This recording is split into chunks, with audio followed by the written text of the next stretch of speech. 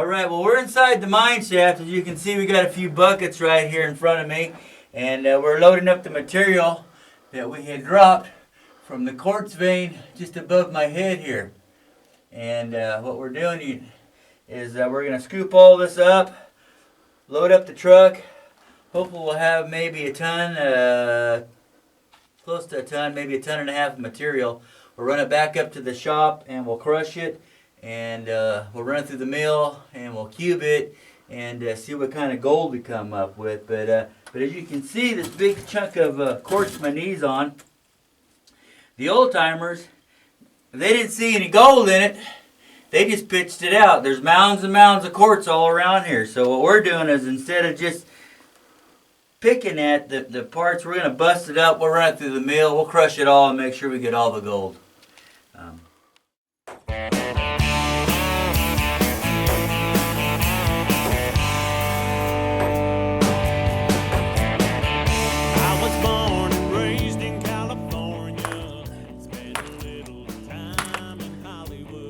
Guys, we brought our load material from blasting it out of the ceiling in the mine shaft with the Sierra blaster, and what we're doing is trying to knock this down to about 6-inch size rocks.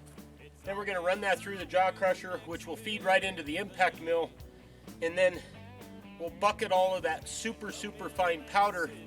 And then when John gets done and I get done talking here, John will show you the new cube building that we built. So Mike Pung out there with the cube, we built a special building just for the cube, because guys, that thing really is a good fine gold recovery system. So anyway, we're ready to fire up. We think we're going to get some snow, so we're going to try to run this really quick. But John will show you the thing, and then we're going to crush this stuff. We'll show you what we get. Let me tell you about where I come from. Now we got small towns and farmland, folks who still make a living with their hands.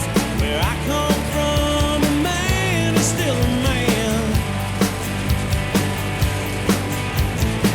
Where I live, people know your name.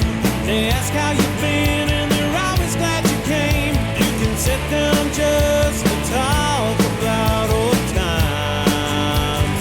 That's my California.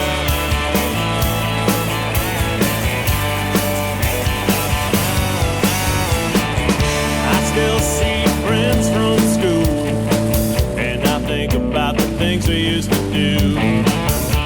Man, those were the good old days.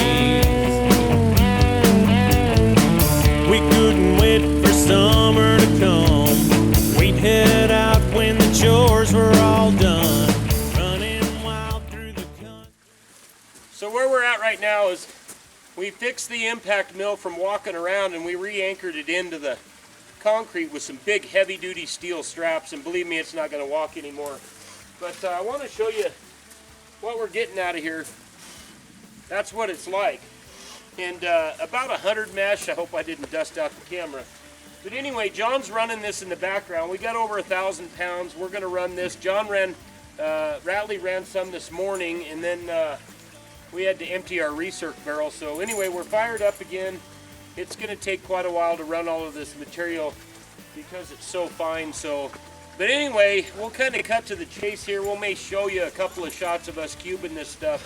But anyway, we'll show you what we get when we're done. Living with their hands. Where I come from, a man is still a man. Where I live, people know your name. They ask how you've been and they're always glad you came. You can sit down just to talk about old times. That's my California.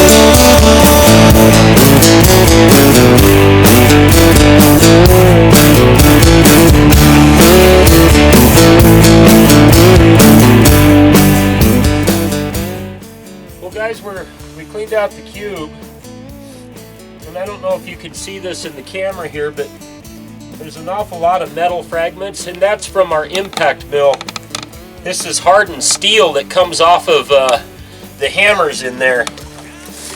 And once we run a certain amount of material through there, we have to take those hammers out, and then we've got to hard face weld those. So, but you can see there's gold up here in the corner.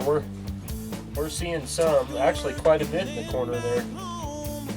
There's always something that needs to be done, but sometimes I still look up at the stars when I hear my favorite song. And I thank God for small towns and farmland, folks who still make a living with their hands. You know, one thing about when you're running load material as opposed to plaster, because it gets hammered so hard in there that it gets dirty. And so we'll show you the gold that we get here, but it's not going to be that pretty plaster gold that you get, like, you know, big nuggets or anything like that. It just, because it just gets beat against a steel drum and a whole bunch of other pieces of steel, so it just doesn't look as good. But once we melt this down, it'll look really good. There's some pieces.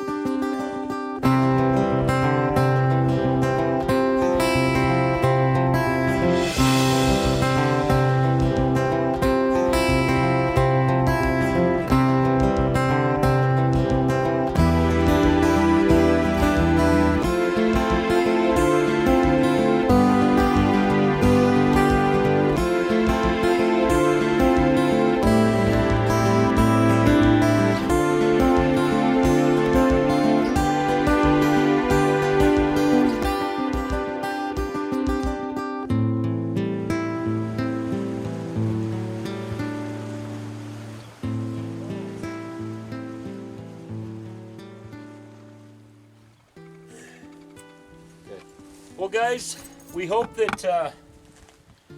you enjoyed this. We got another little video that we're going to show you about the Sierra Blaster and what it can do. It's kind of a collage of things that we've done with that. And that's another good piece of equipment too, is the Sierra Blaster. You know, we really don't endorse any companies, but we endorse things that work good. The Cube, Sierra Blaster, and certainly Proline Mining.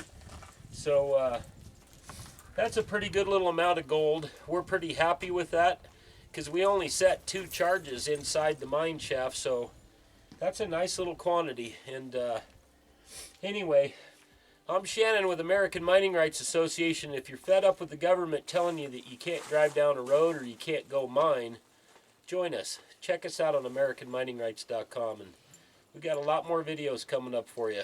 We'll see you soon.